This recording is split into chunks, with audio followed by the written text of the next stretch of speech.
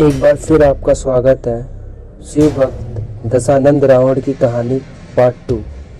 आइए शुरू करते हैं।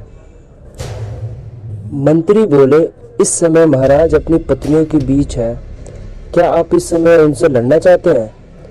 आज के दिन माफ करिए, रात भर यहीं आराम करिए, सुबह महाराज अर्जुन से लड़ लीजिएगा। अगर आपको अभी लड़ने का मन है तो हम सभी को मार कर यमलोक पहुंचा दीजिए। यह सुनते ही रावण के मंत्री अर्जुन के मंत्री पर टूट पड़े। दोनों एक दूसरे पर हथियार बरसाने लगे। लड़ाई भयंकर रूप लेने लगी। एक सेवक भागकर नर्मदा नदी पर पहुंचा और महाराज अर्जुन से बोला, हे महाराज, राक्षस राज रावण ने हमारे नगर पर हमला बोल दिया है। हमारे सैकड़ों मंत्रियों को मार चुका है। कृपया करके जल्दी चलिए और हमारे नगर की रक्षा कीजिए।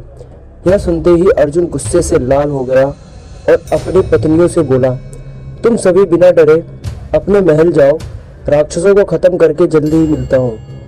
इतना बोलकर हजारों बाहों वाला अर्जुन राक्षसों पर टूट गया।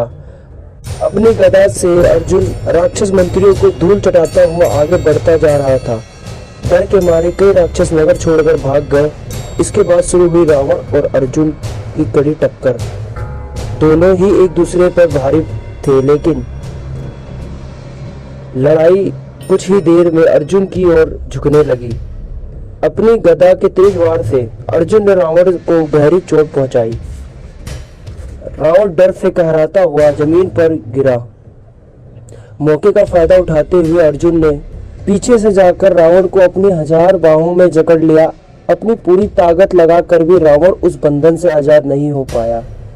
यह देखकर देवताओं ने अर्जुन की जय जयकार करते हुए उस पर फूलों की बारिश कर दी। रावण को पकड़ना हवा को पकड़ने जैसा था।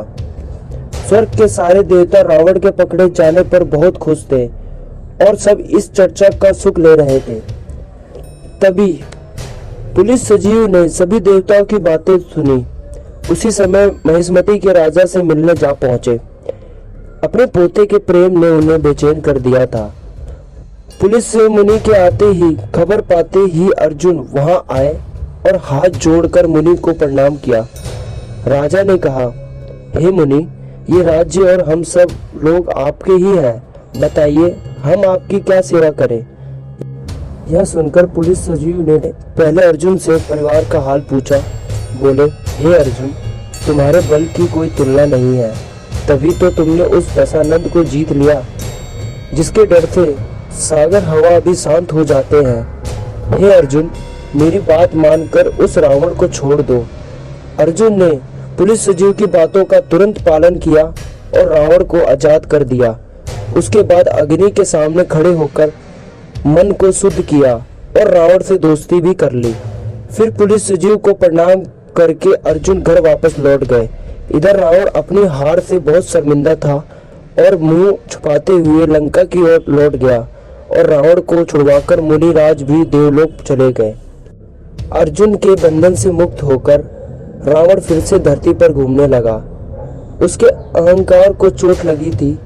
उसी अहंकार को भरने के लिए वो किसी न किसी से लड़ने की इच्छाओं से घूमने लगा।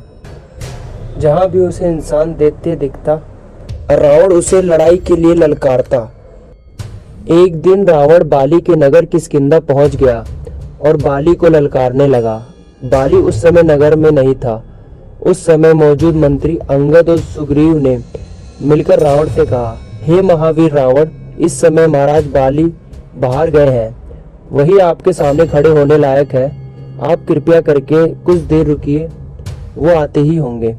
हे रावण, अगर तुमने अमृत भी पिया होगा तो भी बाली के सामने आने पर तुम जिंदा नहीं बचोगे। इसलिए हे विश्रुवा के पुत्र, इस संसार को ध्यान से देख लो और थोड़ी देर ठहरो, उसके बाद तुम्हारा जीना मुश्किल होने वाला है।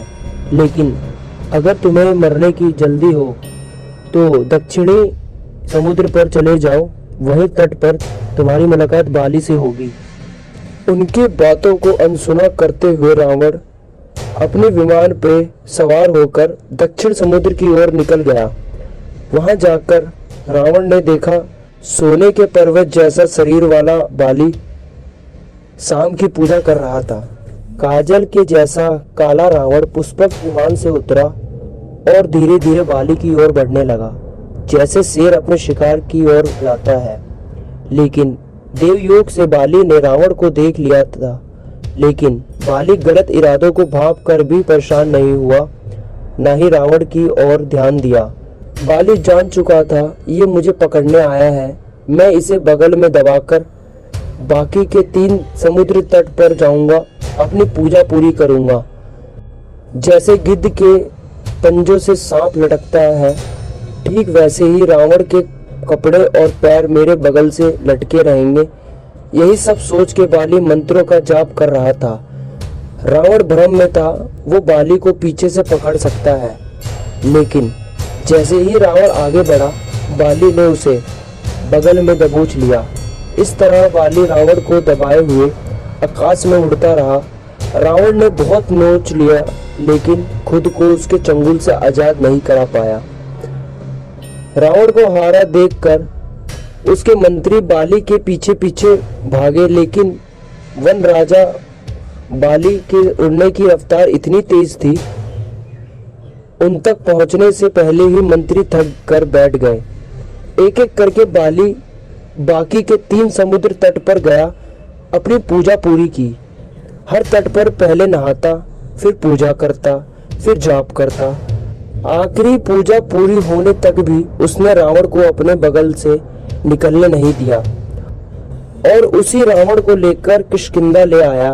वहां पर सुंदर बगीचे में बाली ने रावण को छोड़ दिया और हंसते हुए पूछा, कहिए आप कहां से आ रहे हैं? इतनी देर बगल में दबे रहने से रावण थक के चूर चूर हो चुका था। उसकी आंखें भी बेचैन हो चुकी थी। परेशान रावण ने बाली से कहा, वनराज, तुम तो साक्षात इंद्र के जैसे हो। मैं राक्षसों का राजा रावण हूँ, लड़ाई करने की इच्छा से यहाँ आया था, लेकिन हे महावीर, तुम्हारा बल और गंभीरता देख के मैं हैरान हूँ। तुम मुझे जानवर की तरह दबोच कर समुद्र के चारों ओर तटों पर घूमे। तुम्हारे अलावा कोई ऐसा वीर नहीं जो मेरे भार को इस तरह उठा सके। ऐसी ताकत हवा और गरुड़ की हो सकती है, इस पर मुझे कोई शक नहीं। आप ही सबसे चौथे तेज रफ्तार वाले हैं। वानर राज, मैंने आपकी ताकत देख ली।